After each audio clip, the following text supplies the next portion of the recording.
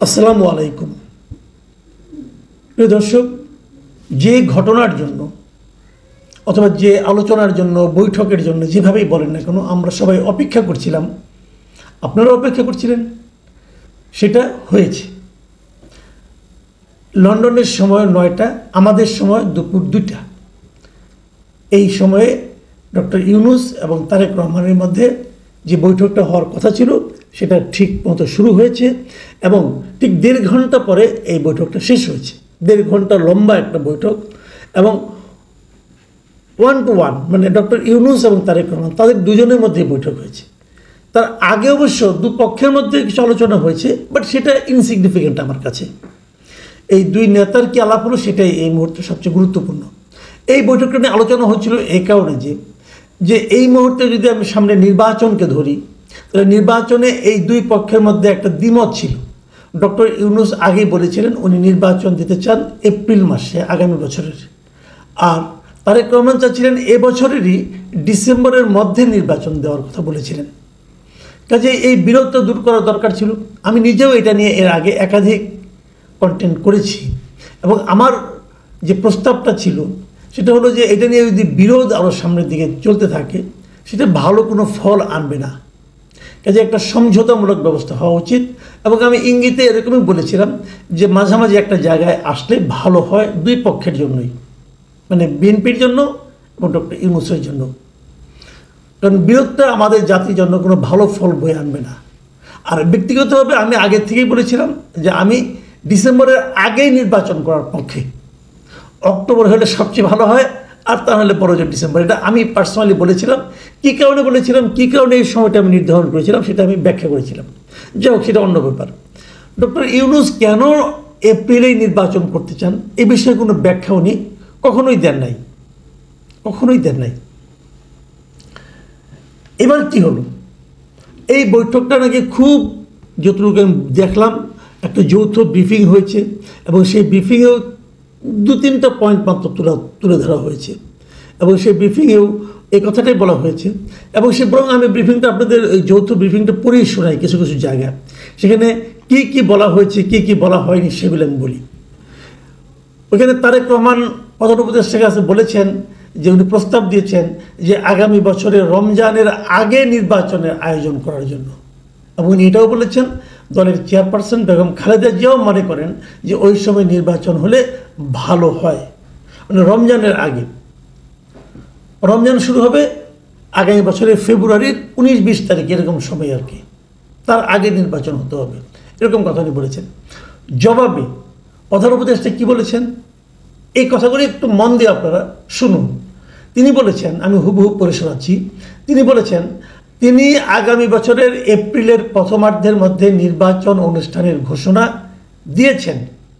সকল প্রস্তুতি সম্পন্ন করা গেলে 2026 সালে রমজান শুরু হওয়ার আগের সপ্তাহেও নির্বাচন আয়োজন করা যেতে পারে। আমি এই লাইনটা আরেকবার পড়ি, আরেকবার মন দিয়ে শুনুন। সকল প্রস্তুতি সম্পন্ন করা গেলে, যদি সব ধরনের প্রস্তুতি সম্পন্ন করা যায়, শেষ করা যায়, তাহলে 2026 সালে রমজান শুরুর আগের সপ্তাহেও নির্বাচন আয়োজন করা যেতে পারে। নির্বাচন করা যাবে তা না, যেতে পারে।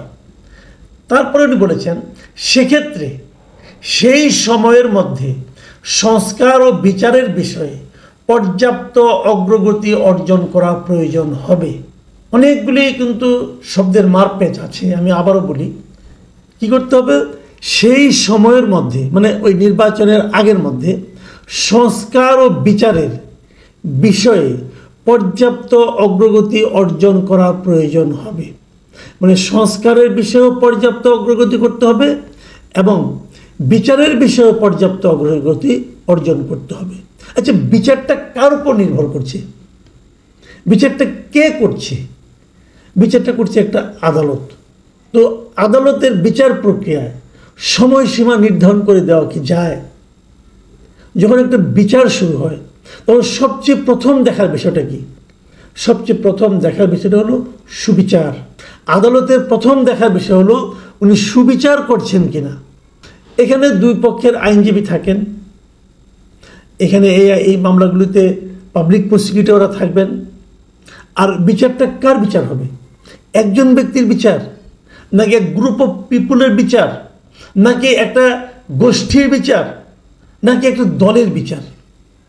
বিচার শব্দটা কিন্তু এখনো ক্লিয়ার না। আপনারা কার কার বিচার করবেন?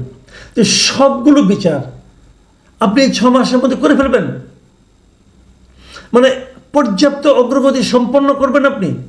করতে পারেন, আমার কোনো আপত্তি নেই, হলে হতেও পারে, সবগুলোই হয়ে যাবে।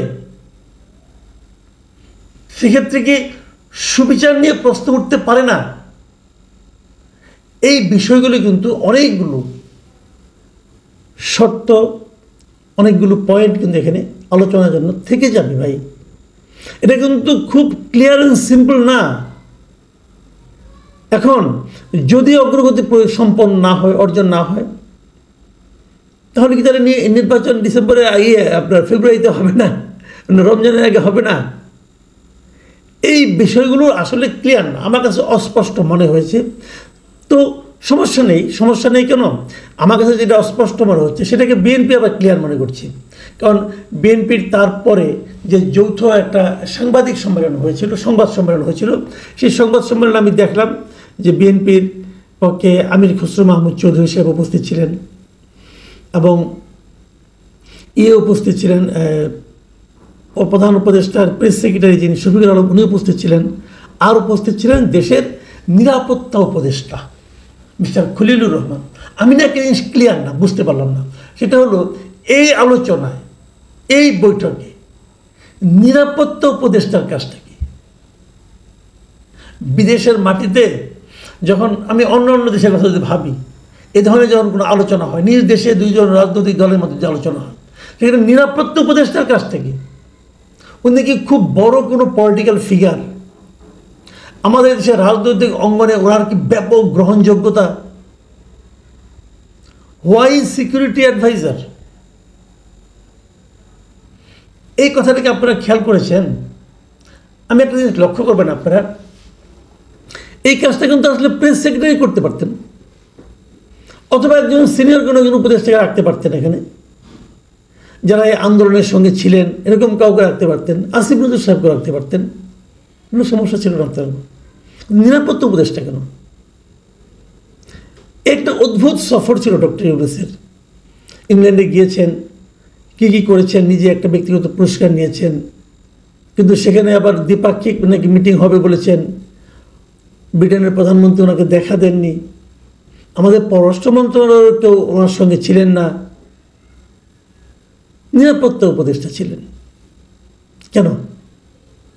একটা জিনিস খেয়াল করেন, বিএনপির যে প্রধান যে দাবিগুলো ছিল ডক্টর ইউনূস সাহেবের কাছে অনেক আগে থেকে, নির্বাচনের ডেট নিয়ে আরেকটা দাবি কিন্তু বিএনপি করেছিল, যে ইশরাকের ইস্যুকে কেন্দ্র করে তারা এই উপদেষ্টাদের মধ্যে 3 জন উপদেষ্টার বিদায় চেয়েছিলেন, বলেছিলেন এই 3 জন উপদেষ্টাকে সরাতে হবে। এবং খুব ইন্টারেস্টিংলি এটা খেয়াল করা যাচ্ছে, আমি এটা বেশ কৌতুক অনুভব করছি, সেটা হলো ওই তার দাবিটা করার পর 3 জন উপদেষ্টার ব্যাপারে তাদের সেই দাবিটা উচ্চারিত হওয়ার পর থেকে আমি দেখছি বিএনপির সঙ্গে প্রধান উপদেষ্টা যখনই কোনো মিটিং করছেন, এরপর 2বার হলো এটা নিয়ে, সেখানে ওই 3 জনের যে কোনো একজন থাকছেন। আগের বার যখন মিটিংটা হলো সেখানে আসিফ মাহমুদ সজীব ভুঁইয়া, মানে সবচেয়ে কনিষ্ঠতম বয়সের দিক দিয়ে, অভিজ্ঞতার দিক দিয়ে তাকে বসিয়ে রাখা হয়েছিল। এবং বিএনপি যে 3 জনের কথা বলেছিলেন তার মধ্যে আসিফ মাহমুদ সজীব ভুঁইয়া ছিলেন, এবং এবার মিস্টার খলিলকে রাখা হলো। এই খলিলের ব্যাপারেও বিএনপির আপত্তি ছিল। তার মানে বিএনপির যাদের ব্যাপারে আপত্তি তাদেরকে এনে বিএনপির পাশে বসিয়ে দেওয়া হয়েছে।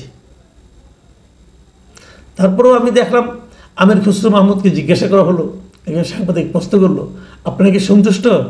আমির খসরু মাহমুদ চৌধুরী দৃঢ়তা নিয়ে বললেন, নিশ্চয়ই সন্তুষ্ট। উনি কিসে সন্তুষ্ট উনি জানেন।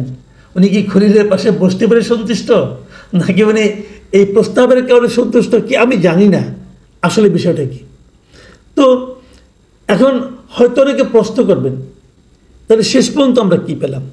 শেষ পর্যন্ত বিএনপি কি পেল? দেখুন, বিএনপির প্রাপ্তি আর আমার প্রাপ্তি কিন্তু এক না, আপনার প্রাপ্তি কিন্তু এক না। বিএনপি একটা পলিটিক্যাল পার্টি, আমরা সাধারণ মানুষ, আমরা দেশে একটা খুবই মানে গ্রহণযোগ্য একটা নির্বাচন চাই। এবং নির্বাচনের মাধ্যমে আমরা আমাদের পরবর্তী 5 বছর কে দেশ শাসন করবেন, কে দেশ পরিচালনা করবেন, তাদেরকে বেছে নিতে চাই। এবং আমরা একটা সুবিধাজনক সময়ে একটা নির্বাচন চাই। তারপরেও বিএনপি যেহেতু বড় দল, তাদের সন্তুষ্টি আমাদেরকে স্পর্শ করে। আমরাও সন্তুষ্ট হতে চাই। আমরা চাই বিএনপির এই সন্তুষ্টি যেন নির্বাচন পর্যন্ত জীবিত থাকে। প্রিয় দর্শক, এখন এ পর্যন্তই। আল্লাহ হাফেজ।